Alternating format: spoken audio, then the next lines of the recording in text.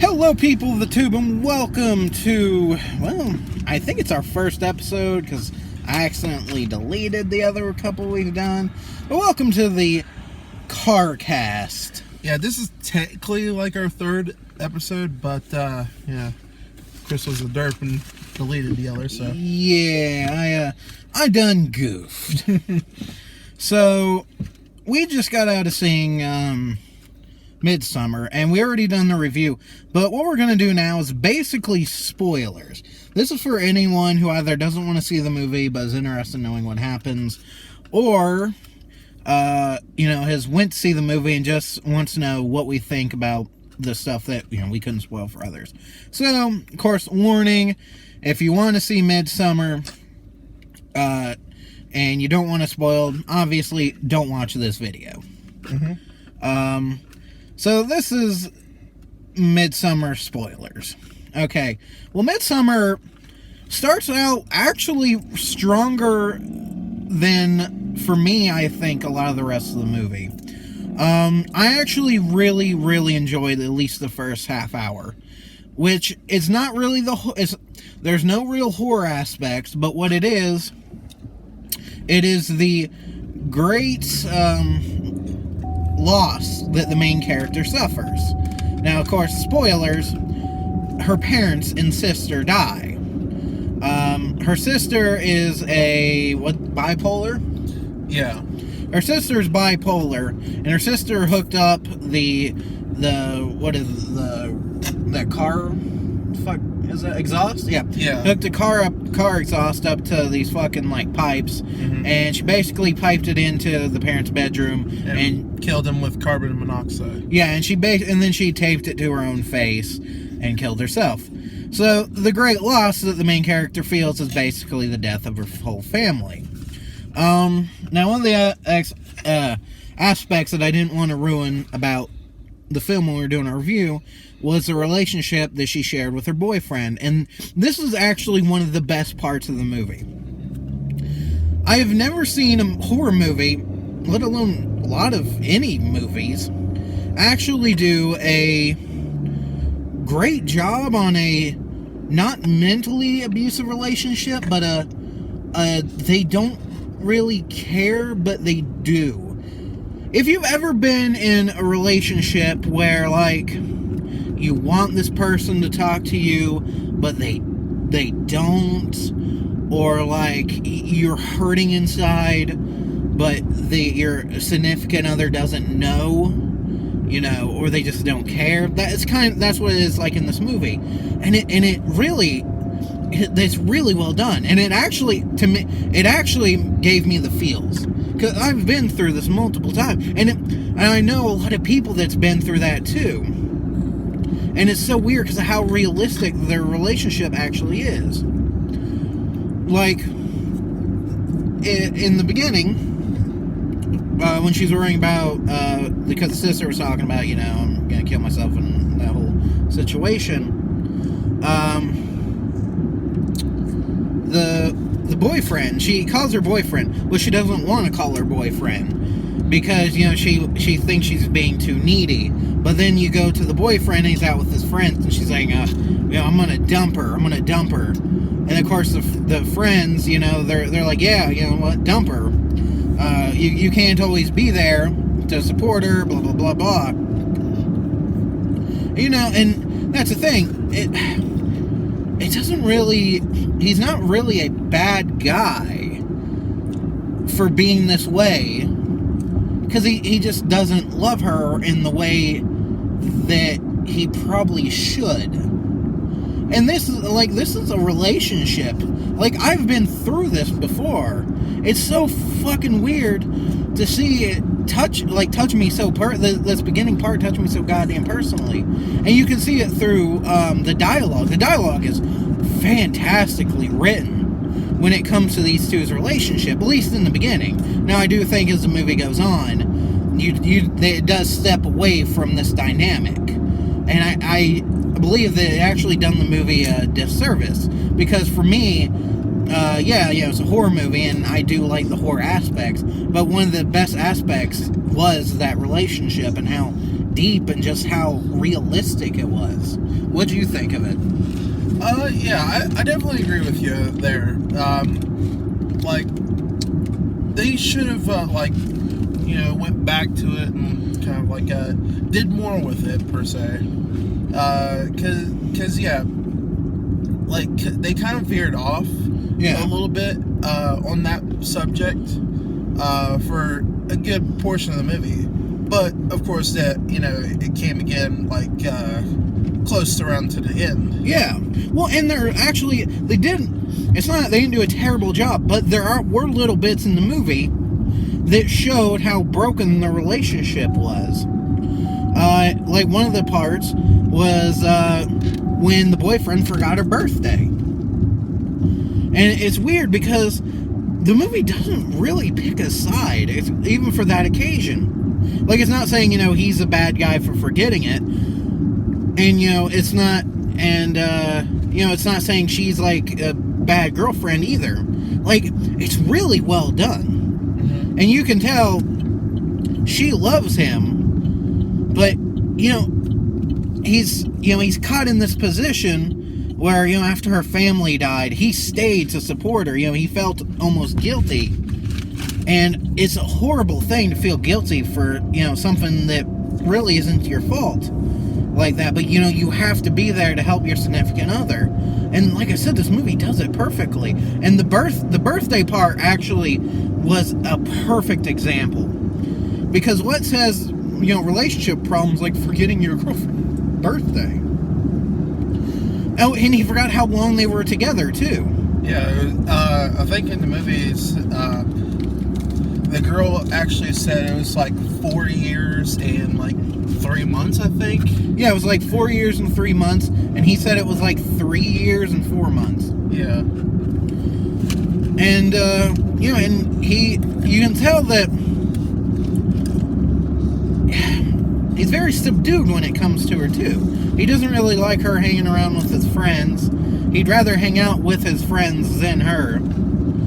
You can tell he cares about her, or either that or he feels bogged down by the guilt of, being there for her after the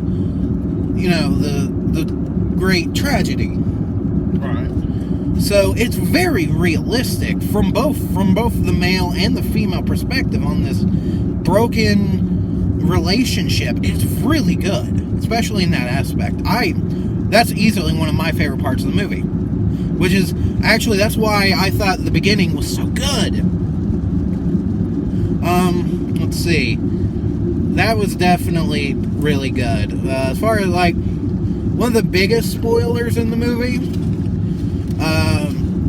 the black guy went on the trip to write his thesis.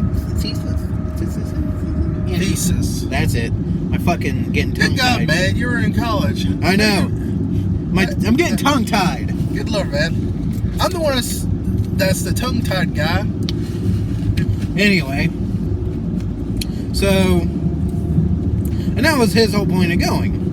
But halfway through their visit there, the boyfriend changes it to this group. And you can tell, he kind of he did it out of nowhere. Because he said that he didn't know what he was going to do it on. He did it to kind of not only be an asshole, but to fucking, it's almost like a lazy situation.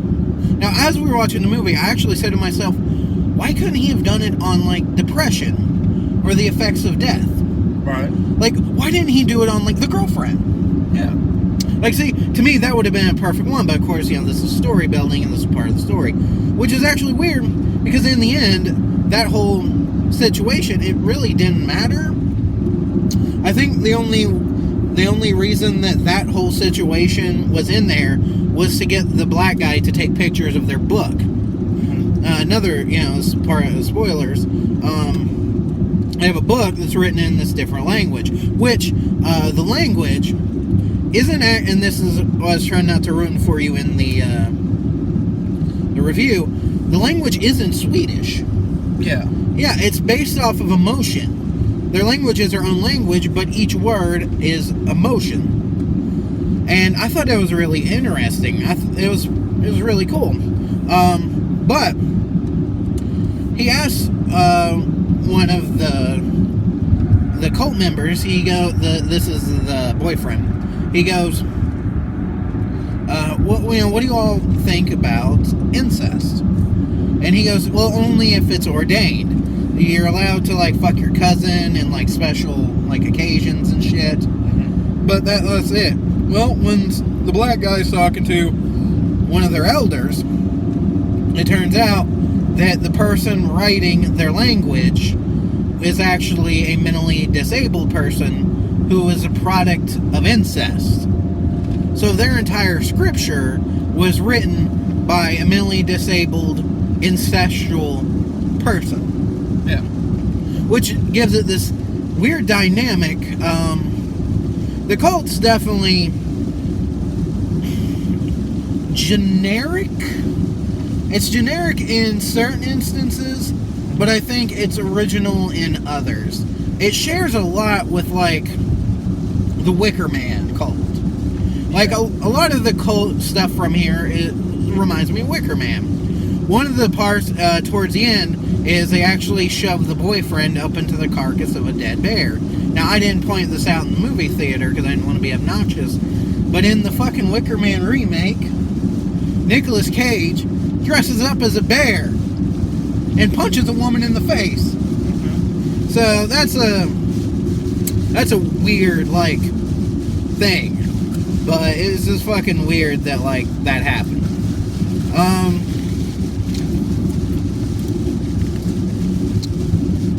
Let's see. I will admit, the movie is predictable. In a way. Like, you see shit coming kind of a mile away. Like when they told the British girl, they said, your boyfriend left you. You know they killed the boyfriend. Mm-hmm. Like that, like straight up, that's exactly what you knew. When the scream came from the fields, you knew that girl died. Yep. When the woman took away the dude who pissed on the ancient tree, you knew he was dead. Yep. Like that, like as soon as you see them go off screen, you know they're dead. Yep. Like, it's very predictable. Yeah, and hell, even the black guy, going, sticking out at night and trying to take pictures of the book. Oh yeah, as soon as he entered that building, he was dead. Yeah. That's the thing. It still sticks to horror movie tropes in a way. It's original in some, like the fucking depressing relation, because let me tell you, that shit was good. But definitely does share a lot with horror tropes. Like when they crowned her the queen of the whatever the fuck she was, queen of flowers or some shit. Well, basically queen of the cult. Yeah. When they make the main chick the queen of the cult, and they put up the choice to either kill the boyfriend or kill this other dude, you instantly knew she'd pick the boyfriend. Mm-hmm. Like there's no doubt about it. Which, by the way, we got to talk about the sex scene. It was something. Man. I mean, there was a whole fucking build-up to it as well. Yeah.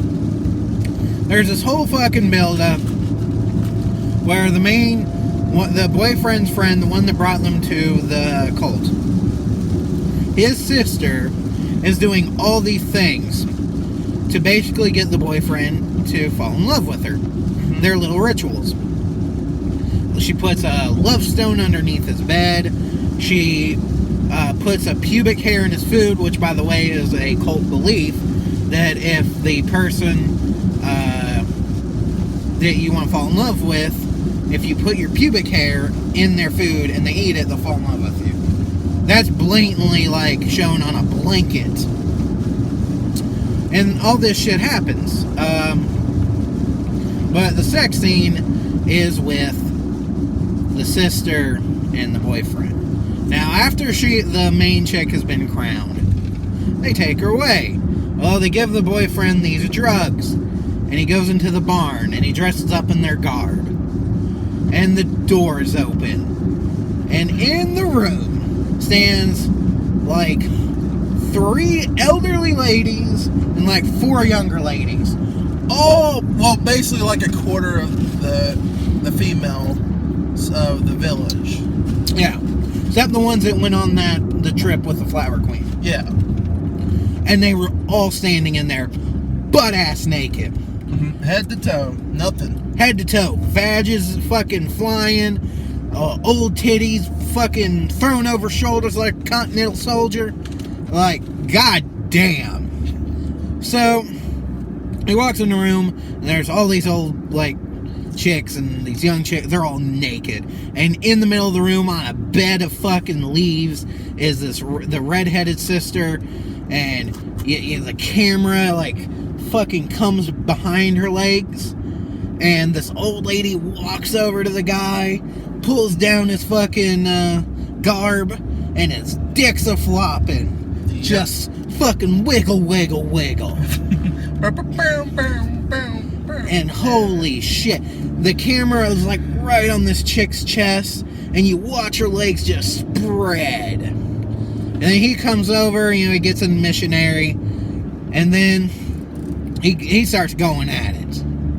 And like, the woman has her hand up in the air, and one of the old ladies comes down and like fucking rubs her face on her hand. And then that guy's looking at this old chick, and he's like, what the fuck is going on? Because of course you'd be like, what the fuck's going on? Right. And the girl he's fucking is moaning, and this old crotchety bitch is moaning, and then every bitch in the room moves in closer and starts moaning. Moan screaming. So as the chick's getting fucking pounded, she's like, ah, ah, they're going, ah, ha, ha, and they do like this chant, like, hoo, hoo, hoo, hoo, hoo, and as they're doing this chant, all these old bags are just rubbing their titties. Like, you've seen them squeezing, like, all this sexual pleasure. Like, what the fuck? And then one of the old bags walks up behind him, grabs his ass, and then makes him fuck faster. Just like fucking tapping a fucking video game controller. Yeah. It's like, what the fuck is going on? Yeah.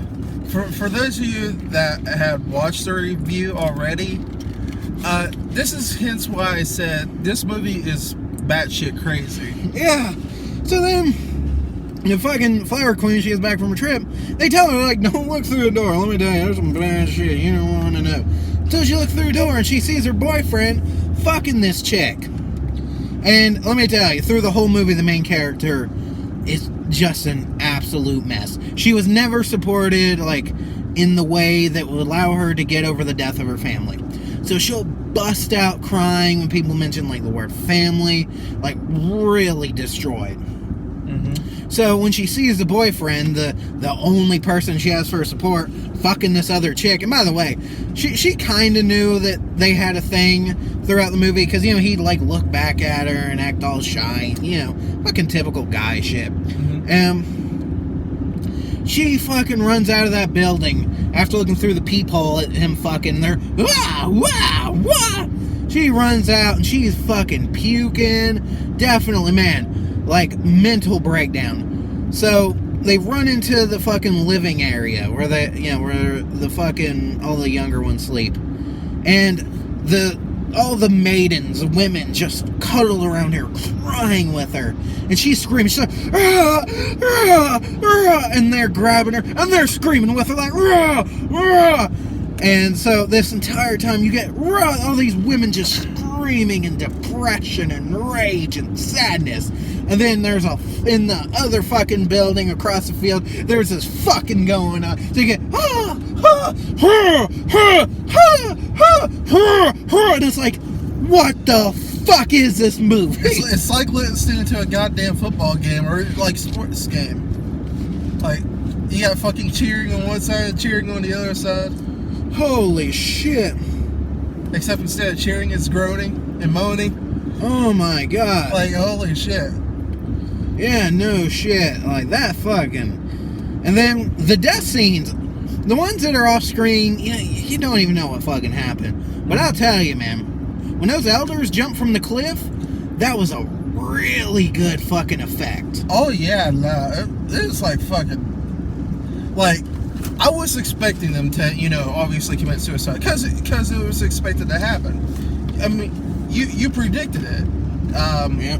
But like how it was showed, it was like fucking brutal. Yeah, when the chick hits the rock, her fucking head just splits. Absolutely concave. Yeah, it looks so fucking real. Like, god damn, that was harsh. Like, that was harsh. And then when the fucking second elder hits the rock and breaks it, because when she hit, she died instantly. Her head exploded. Yeah. But when he hit, he went down and his leg hit and the leg split. Just, oh. And then, of course, the fucking, oh, guys, it's raining. If you hear, it's because it's raining. But the fucking, they walk over to finish him off, and they clonk him right in the brain with a hammer. Mm-hmm. And it does the same effect it did on the rock, that his head just caved and split.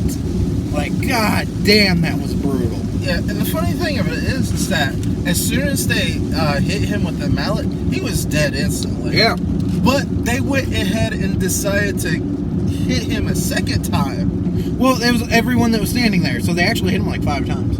Yeah. Yeah, no, like, it's fucking, like, goddamn. And it's weird, because he obviously knows how to do realistic, fucked up looking death, so it's fucking weird to see all these characters die off screen. Like, I think that's definitely something that disappoints me, just because look at what they did. Mm-hmm. Like, God, he could have come up with all kinds of fucked up shit like that. Definitely disappointing for the off-screen death.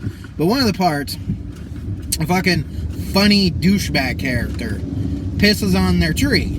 Well, their tree apparently, like, is covered in the ashes of their dead ancients or some shit. And, you know, of course, he's like, well, I didn't fucking know, because no one fucking told him. And then, of course, you know, they got pissed, and they killed him later on. The thing is like, this movie, it's got some good moments, like, definitely. Like, dare I say, it's not necessarily for the faint of heart. No, like when it, like, I'll tell you, man, that, first of all, that beginning, if you're in any, like, form of depression, or you recently had a loss, definitely stay away from that beginning, man. Yeah. Because that beginning would absolutely, I think, destroy people like that. Like, definitely don't watch this movie if you're in that.